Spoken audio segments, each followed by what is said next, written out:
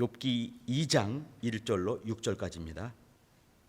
또 하루는 하나님의 아들들이 와서 여호와 앞에 서고 사단도 그들 가운데 와서 여호와 앞에 서니 여호와께서 사단에게 이르시되 내가 어디서 왔느냐? 사단이 여호와께 대답하여 가로되 땅에 두루 돌아 여기저기 다녀왔나이다.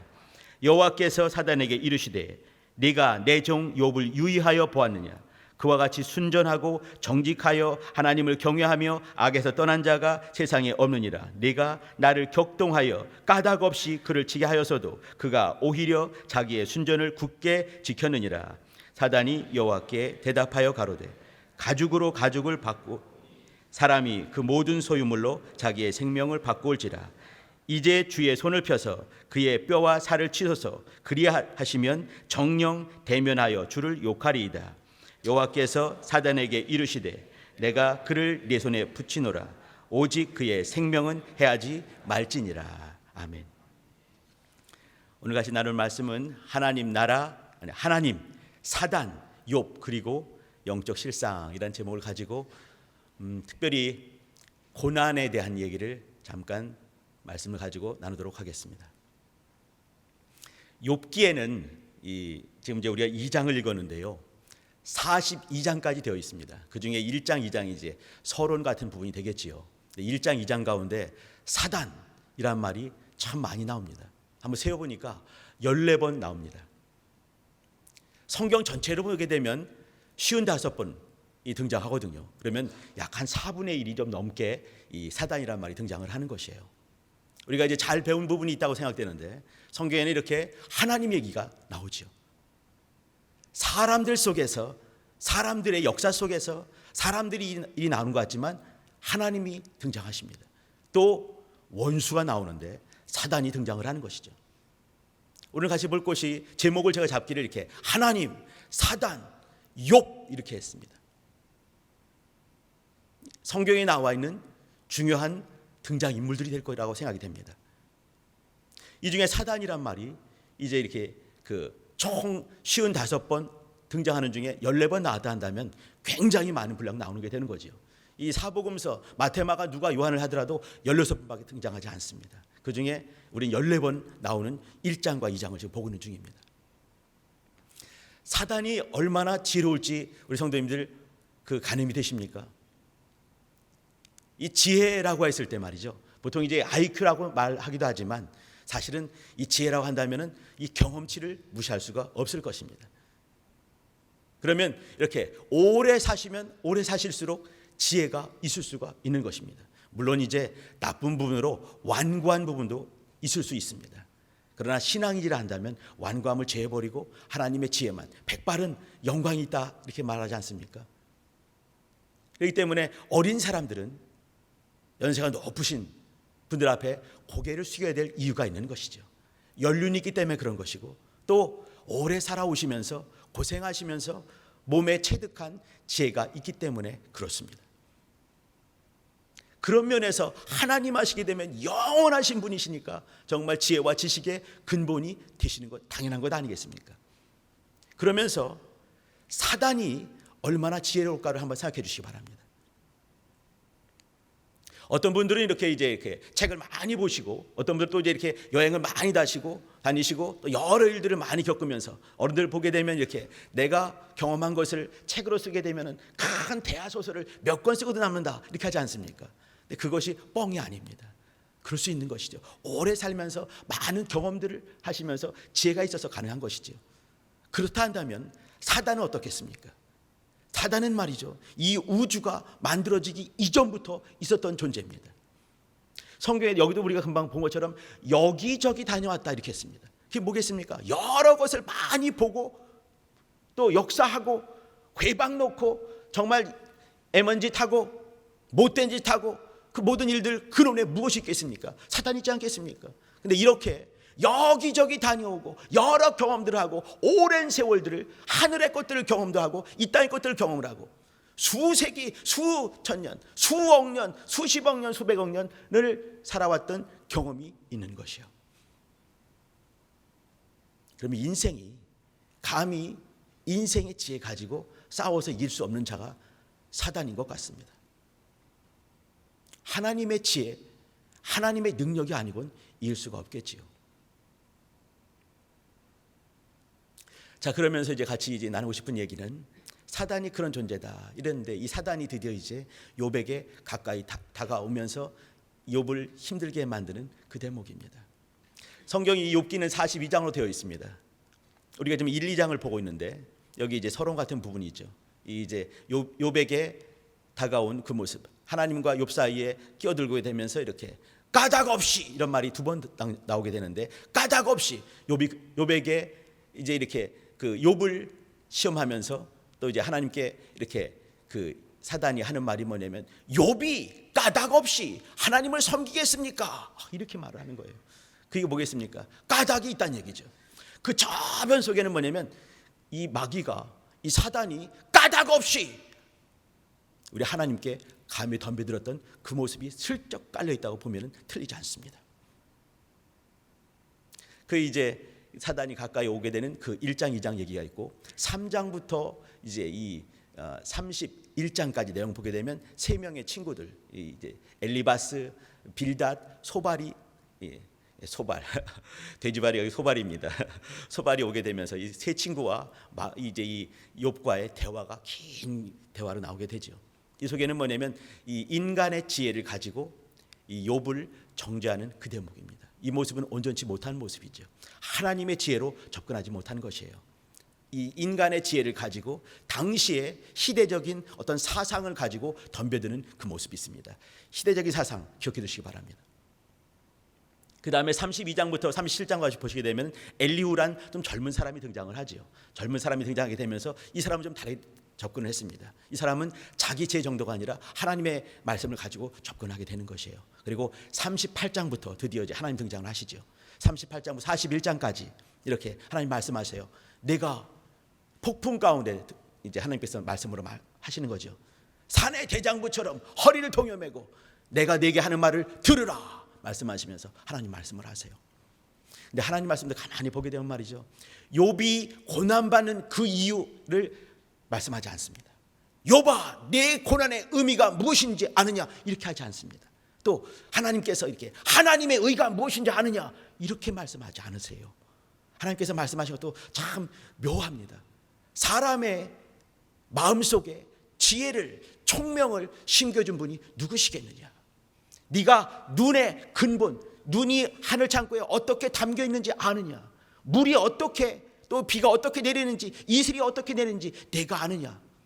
그 중에 보게 되면요, 38장 41절에 보게 되면 이렇게 됩니다.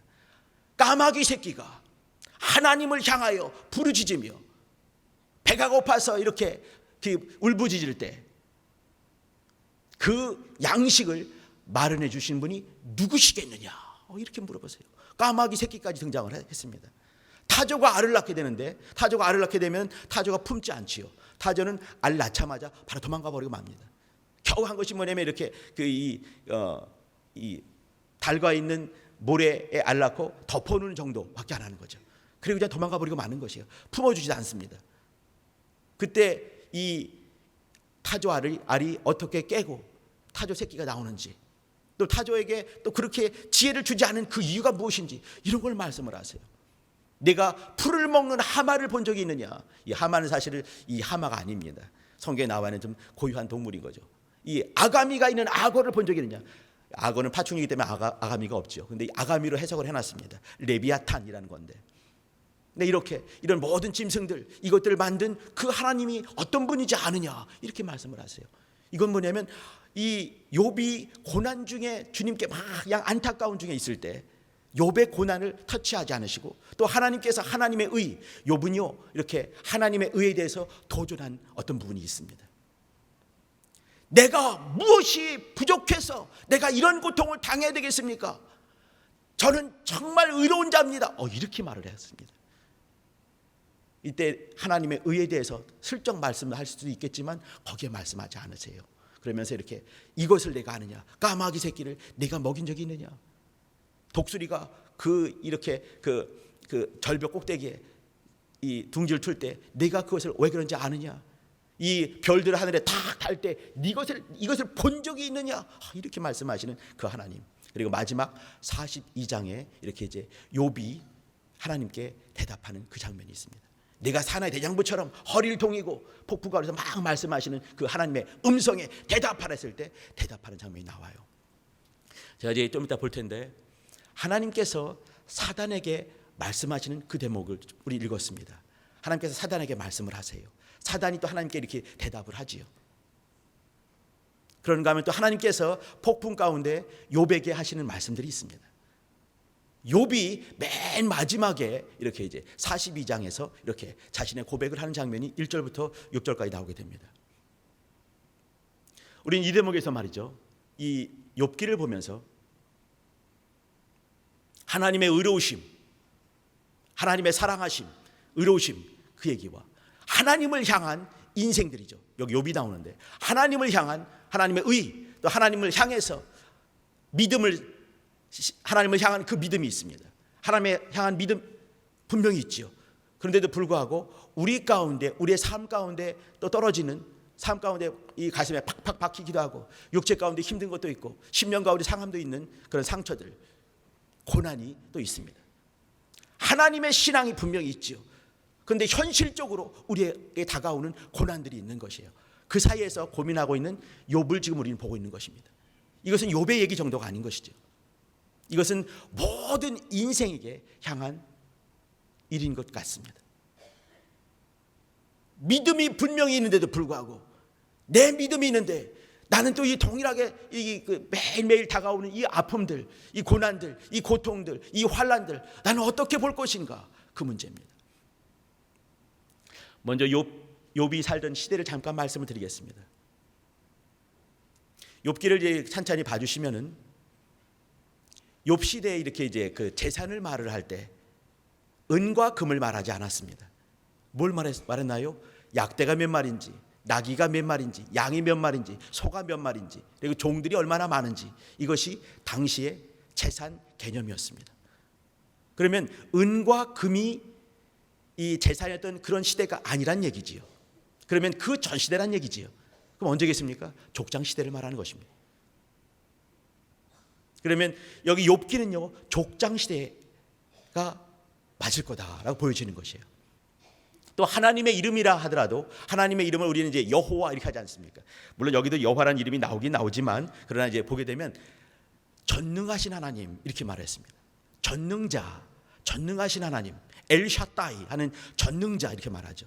전능자라고 말하는 것은 여호와라는 이름이 계시가 아직 안 된 거예요.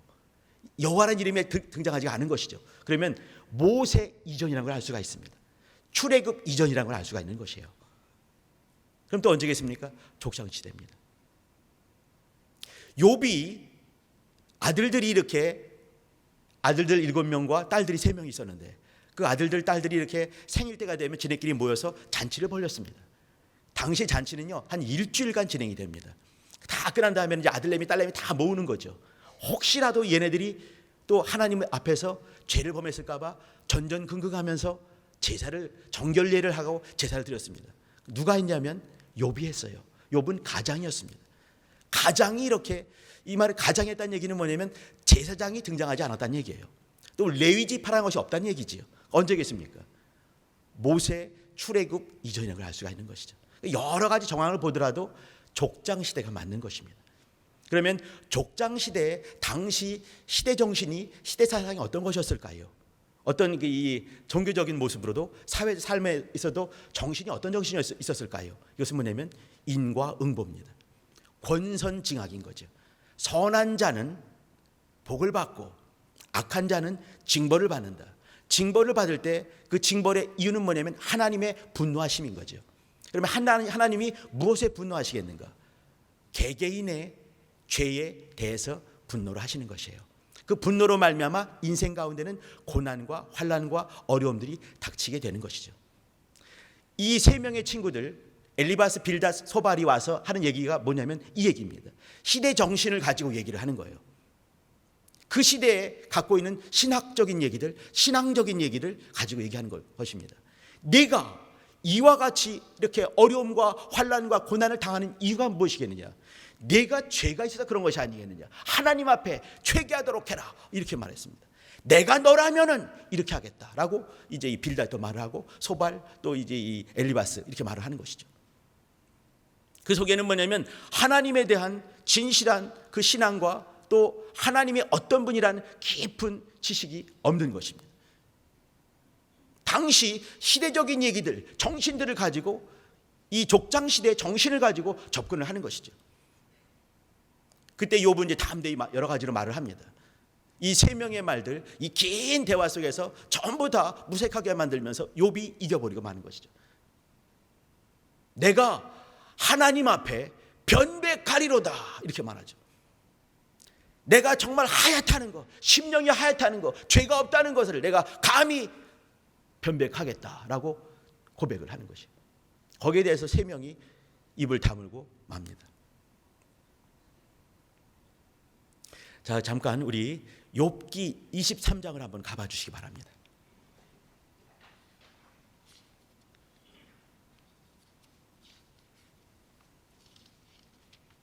욥기 23장은 우리 많은 성도님들이 좀 사랑하고 사모하는 그런 구절들이 나와 있지요. 봐주시기 바랍니다. 욥기 23장 10절입니다. 10절부터 제가 끝절까지 한번 읽어드릴게요.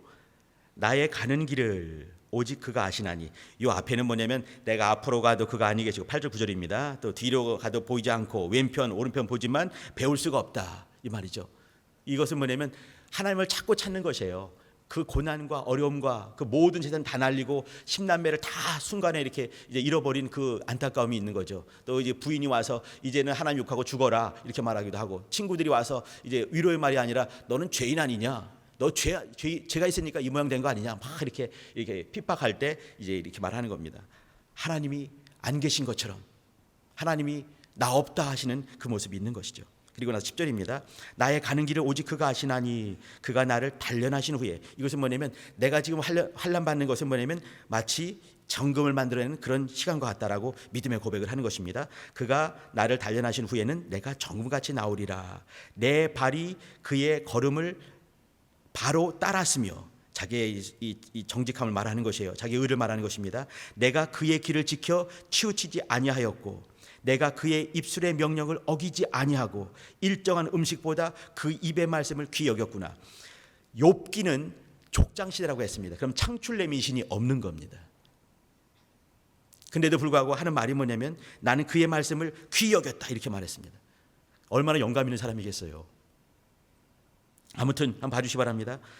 13절입니다. 그의 뜻이 일정하니. 이것은 뭐냐면 한번 뜻을 정하시면 반드시 이루신다 이 말을 하는 겁니다. 그의 뜻은 일정하니 누가 능히 돌이킬까. 그 마음에 하고자 하시는 것이면 그것을 행하신다 이렇게 말했습니다. 여기 참 하나님께서는 반드시 이루신다 이렇게 말한 다음에 이어지는 말이 14절인데 그런즉 내게 작정하시는 것을 이루실 것이라. 이런 일이 그에게는 많이 있다. 적지 않다니까 많이 있다 이 말이죠. 내게 작정한 것이 많다. 15절 그러므로 내가 그의 앞에서 떨며 이를 생각하고 그를 두려워하는구나. 하나님께서는요 뜻이 일정하십니다. 반드시 이루십니다. 자기에게 욥에게 작정한 것이 많이 있습니다. 반드시 이룰 것입니다. 그러면 작정한 것이 무엇이겠습니까? 욥의 생각에는요 고난이라고 보는 거예요. 나를 향해서 하나님께서 뾰족한 눈을 뜨시고 도끼 같은 눈을 뜨시고 나의 모든 것을 세세히 보시고 그것을 일일이 다 체크하시고 그것마다 벌을 내리시고, 근데 그 벌이 엄청나게 많이 있겠구나라고 생각을 하는 것입니다. 고난이 참으로 많이 있다 이 말이죠. 욥의 생각에 하나님의 작정하신 것은 뭐냐면 욥을 향한 이 고난이었습니다. 고난, 환난, 어려움들이었던 것이죠. 16절입니다. 하나님이 나로 낙심케 하시며 전능자가 나로 두렵게 하시나니. 두려운 것이죠. 이는 어두움으로 나를 끊지 아니하셨고 흑암으로 내 얼굴을 가리우지 아니하셨습니다. 좀 어려운 말 같지만 어렵지 않습니다. 낙심케 하시고 두렵게 하셨죠. 근데 이 두려운 그 이유가 뭐냐면 어두움으로 나를 끊지 않으셨다. 이게 뭐겠습니까? 두렵고 어려움들, 정말 견디기 어려운 정말 큰 고난과 어려움들이 있었습니다. 근데 자기는 지금도 숨을 쉬고 있는 거예요. 이 엄청난 육체의 고난, 마음의 그 환난들, 그것이 있지만 정신이 너무 또렷한 것이죠.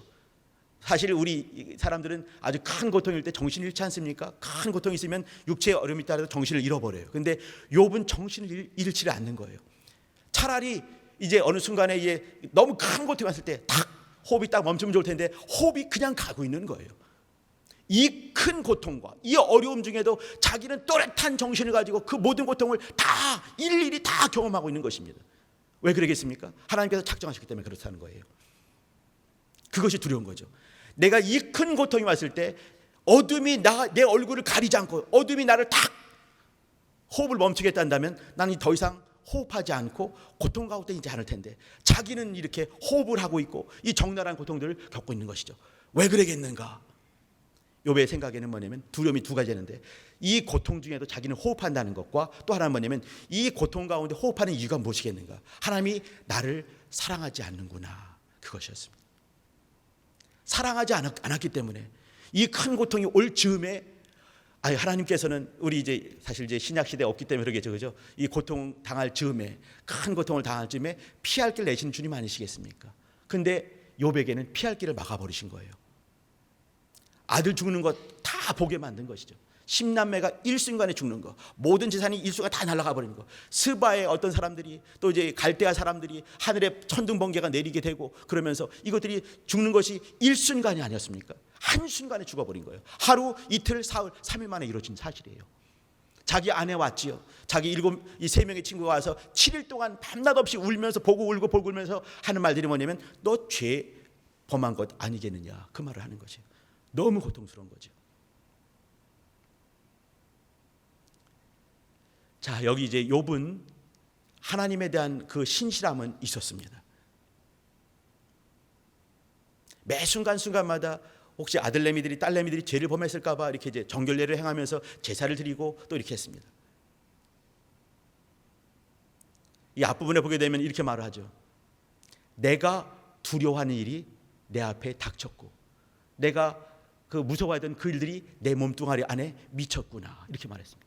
이것이 닥쳐왔다, 이렇게 말하는 거죠. 근데 중요한 것이 뭐냐면 내가 두려워하던 것이 이것이 있어요. 이것이 뭐겠습니까? 하나님에 대한 오해인 것이에요. 하나님은 나를 뾰족한 눈으로 보시면서 나에게 작정하신 것이 고난과 환난과 어려움들이 잔뜩 있다. 근데 이것은 하나님께 정하셨기 때문에 반드시 이루실 것이다. 나는 이것이 두려운데 그것이 뭐냐면 이 모든 것들을 눈을 뜨고 정신과 감각이 온전한 가운데 이걸 다 겪고 있는 것이 너무너무 두렵다. 하나님이 나를 사랑하지 않으신다, 이렇게 말하는 거예요. 욥의 가장 큰 환난 중에 환난은 뭐냐면 하나님과의 큰 오해였습니다. 그것이 뭐냐면 하나님은 뾰족한 눈을 뜨시고 나만 향해서 모든 이 관란들을 날 향해서 요이 땡해서 달려가게 만드는 그런 모습을 그는 보고 있는 것이죠. 실제로 봤고요. 재산들 날아가고 자손들 다 죽고 자기 아내, 자기 몸도 한 몸이었던 몸이 그 이 아내가 차라리 하나님 욕하고 죽어라, 자살해라, 이렇게 말하고 친구들 그 절친들이 와서 쪼고 있고 누구도 자기가 밥을 먹지 않고 혼밥을 하고 있고 그러고 있는 상황입니다. 그리고 이제 이 고난, 이 여기 얘기하는 것은 뭐냐면 나는 이것이 두렵다. 하나님이 나를 사랑하지 않아, 이것이었습니다. 이것에 대해서 하나님께서 38장 우리 성도님들 한번 이번 주 동안에는 욥기를 한번 깊이 한번 읽어보시죠. 줄을 치시면서 읽어봐 주시기 바랍니다. 욥의 오해를 한번 봐주시고요, 하나님의 사랑을 봐주시기 바랍니다. 38장부터 41장까지 하나님께서 말씀하신 것이 있어요. 이거는 내가 죄를 범했다, 그 말씀하지 않으십니다. 내가 고난의 이유는 말씀하지 않으세요. 나의 의는 너와 얼마나 큰 갭이 있는지, 얼마나 큰 차이가 있는지 하나님의 의 말씀하지 않으십니다. 하나님께서 욥뿐만 아니라 그 대자연에 별들 떠 있는 모습들, 까마귀 얘기들, 타조 얘기들, 짐승들 얘기들, 사냥 얘기들, 이런 얘기들 하십니다. 그것들 하나하나 까마귀 새끼가 배가 고파서 울부짖고 오락가락 할 때 그놈들을 먹인 자가 누군지 너는 아느냐, 이렇게 말씀하세요. 욥이 모르는 것이에요. 욥이 까마귀는 알 것입니다. 까마귀 새끼가 배고픈 걸 알겠지요. 근데 까마귀 새끼를 먹이시는 그분이 누군지 내가 아느냐 물어보시는 거예요. 이 말이 보겠습니까? 까마귀를 내가 만들었고 까마귀를 내가 사랑해, 그 말을 하는 것이에요. 타조 알들, 별 떠 있는 것들, 이 운행하는 것들, 모든 순간순간에 대자연의 모든 것들, 민물이라 할지라도 그것을 만든 자가 누군지 아느냐? 그것을 사랑하는 자가 누군지 아느냐? 먹이고 입히고 하는 자가 누군지 아느냐? 주님께서 욥아, 내가 너를 이렇게 하지 않겠느냐? 말씀하지 않으세요. 하나님의 말씀하시는 그것과 욥이 깨닫는 것을 이 1장 2장 보시게 되면요, 사단 앞에서 이렇게 말하죠. 이렇게 사단아, 내가 어디서 돌아다녔느냐 물어보시고, 이제 내가 욥과 같이 순전하고 정직하고 악에서 떠나고 하나님을 경외하는 자가 이 세상에 어떤 자보다 이와 같은 사람이 없다, 이렇게 말을 하죠. 이게 뭐겠습니까? 하나님이 욥을 사랑하는 것이에요. 하나님께서 욥을 말씀하실 때 내 종 욥 이렇게 말씀하세요. 욥 이렇게 말씀하지 않습니다. 그냥 내 종, 사단에게 이렇게 말하는 거죠. 내 종 욥, 네가 내 종 욥을 이렇게 유의하여 본 적이 있느냐, 이렇게 물어보세요. 이게 뭔지 아시죠? 너무너무 욥에 대한 사랑함과 또 이 기특해하는 마음이 너무 가득하신 거예요. 욥이 그때도 하나님을 오해했습니다. 어떻게 해요? 두려운 하나님을 오해한 거예요. 잔뜩 오해 속에 있는 것이죠. 그 속에 뭐냐면 이 두려움 속에는 사랑이 없는 것이에요. 그래도 막 사랑하고 싶은 마음이 또 욥이 있는 거죠. 하나님은 그것마저도 보시는 것이에요. 욥을 그와 같이 너무너무 사랑하고 싶은 마음이 있지만 두려운 마음이 있는 거예요. 자기의 어떤 모습까지 그게 있겠지요. 그래서 자기를 거룩히 하려고 노력하고 가정을 그렇게 하려고 노력하고 마음을 다하고 입술로 죄를 범하지 않으려고 노력을 많이 하면서 끝끝내 이렇게 하나님을 욕하는 또 이런 모습은 없습니다. 그게 뭐냐면 욥의 마음이에요. 간절함이 있는 거죠. 정말 사랑함이 있는 거예요. 근데 하나님의 사랑을 깊이 깨닫지 못하는 것이에요. 사랑하고 이게 말이 되나요?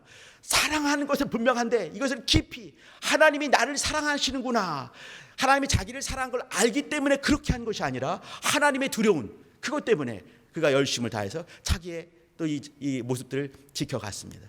욥의 한계면서 욥의 또 위대성이 있는 것이죠. 근데 그거에 대해서 하나님께서는 나타나셔서 하신 말씀이 뭐냐면 까마귀 새끼를 그가 배고파서 울부짖으며 오락가락할 때 먹인 자가 누군지 아니? 나야 라고 말씀하는 거죠. 그런데 내가 너를 사랑하지 않겠느냐 물어보시는 거예요. 내가 너를 사랑해보다 더 큰 대답인 것이죠.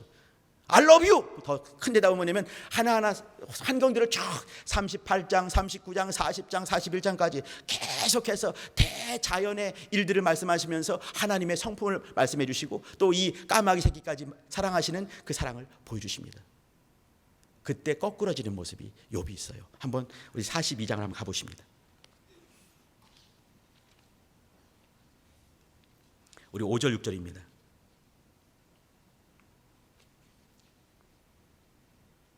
4절 보시게 되면요, 4절부터 보시게 되면 내가 말하겠사오니 주여 들으시고 내가 주께 묻겠사오니 주여 내게 알게 하옵소서. 여기 이제 알게 하옵소서 이 말은요, 전에는 어떻게 했냐면 내가 하나님 앞에 감히 변백하리로다, 내가 변명하겠다, 내가 의로운 것을 내가 말을 하겠다라고 그냥 누누이 말을 했습니다. 자기의 의로움을 막 말하는 것이죠. 이 말은 뭐냐면 나는 세상의 사상에 의하면 나는 죄가 없다, 이렇게 말하는 것이에요. 근데 그는 그 말이 맞습니다. 세상이 보는 시각으로는 그런 죄가 없을 수도 있는 것이에요. 그런데 하나님께서는 하나님의 사랑의 눈으로 보시는 것이에요. 살리시는 분께서 살리고자 하는 그 마음을 가지고 보시는 것이죠. 그러면 죄가 보이는 것 아니겠습니까? 이렇게 말하면서 5절입니다. 내가 주께 대하여 귀로 듣기만 하였었더니, 이거 주의 음성을 들었다는 말이 아닙니다. 이건요, 사람을 통해서 들은 것이죠. 시대 정신을 들은 것이에요. 시대 여러 사상들을 들은 것이죠. 귀로 듣기만 하였었더니 이제는 눈으로 주를 배움나이다. 주님을 경험하고 체험하는 그 모습인 것이지요. 그리고 6절입니다. 같이 합독하시죠. 시작. 그러므로 내가 스스로 한하고 티끌과 제 가운데서 회개하나이다. 여기 회개한다는 것은 하나님 제가 죄인입니다, 이 정도가 아닌 거예요. 이것은 그 하나님이 나를 사랑하시는구나, 그것을 깨달아 하는 것입니다. 까마귀 새끼마저도 배고파서 오락가락하면서 울부짖을 때 그 까마귀까지라도 먹이시는 하나님의 사랑을 10년 가운데 확 모시게 되는 것이죠. 그리고 이제 회개하는 그 대목입니다. 같이 나누고 싶은 얘기는 뭐냐면요, 하나님을 향한 신앙이 있습니다. 그러나 우리 현실 속에 고난이 있는 것이죠. 그러면서 우리는 무엇을 볼 것인가, 그걸 나누고 싶은 것인데요. 여기 욥의 까닭 없는 고난을 통해서 우리가 볼 것은 뭐냐면 까닭 없이 죄를 짊어지시고 십자가를 지신 분이십니다. 까닭 없다는 말은 죄가 없는 가운데 지셨다는 얘기예요. 그러나 또 그건 분명한 까닭이 있는 것이죠. 예수께서 욥의 까닭 없는 고난 속에서 예수님의 십자가를 보고 싶은 것이에요. 예수님께 십자가 지신 이유는요, 예수님을 향해서는 까닭이 없습니다. 죄가 없는 분이세요. 의로운 분이시라 십자가 지실 필요가 전혀 없으신 분이십니다. 그런데도 분명한 이유와 또 어떤 목적성을 가지고 십자가 지셨습니다. 그것이 뭐겠습니까? 우리를 사랑하심이에요. 욥을 사랑하시는 하나님의 사랑과 같은 거라고 저는 보여집니다. 아들이 이 땅에 오셔서 그것을 십자가 지시는 것은 뭐냐면, 까닭 없는 이 십자가 지신 것은 우리를 향하신 분명한 까닭이 있는 그 십자가 지심이에요. 욥의 까닭 없는 고난 속에서 예수님의 십자가를 볼 수가 있는 것이죠. 또 욥을 본다 한다면, 욥은 고난을 받기 이전에는 종교성에서 시대적인 정신 속에서 그를 봤습니다. 그러나 십자가 아니죠. 이 그 큰 고난을 통해서 또 하나님의 음성을 들으면서 자기를 보게 되는데, 주님을 깊이 사랑하지 못한 자기의 모습을 보는 것이에요. 종교성까지 사랑하고자 하는 그런 열심은 있지만 진실로 사랑치 못하는 그 모습을 보게 되면서 회개하는 것이죠. 고난의 이유가 있습니다. 그 고난은 주님을 깊이 알아가는 것입니다. 하나님의 사랑을 알아가는 것이에요. 하나님께서 욥에게 이렇게 고난 주신 이유는 뭐냐면, 불의 속에서 죽어가지 말고 하나님의 의 속에서, 하나님의 사랑 속에서 발견되게 하시기 위해서 욥에게 큰 환난과 고난이 오게 되었습니다. 그러면서 욥은 또 이와 같은 하나님의 음성을 깊이 듣게 되면서 하나님을 만나게 되고 회개하게 되는 것이죠. 내가 하나님 앞에 오해된 부분이 있었습니다. 하나님을 두려워했습니다. 종교성과 시대의 상황 속에서 두려워하는 모습이 있었던 것이죠. 그러면서 그는 깊이 회개하게 되었습니다. 기도하시겠습니다.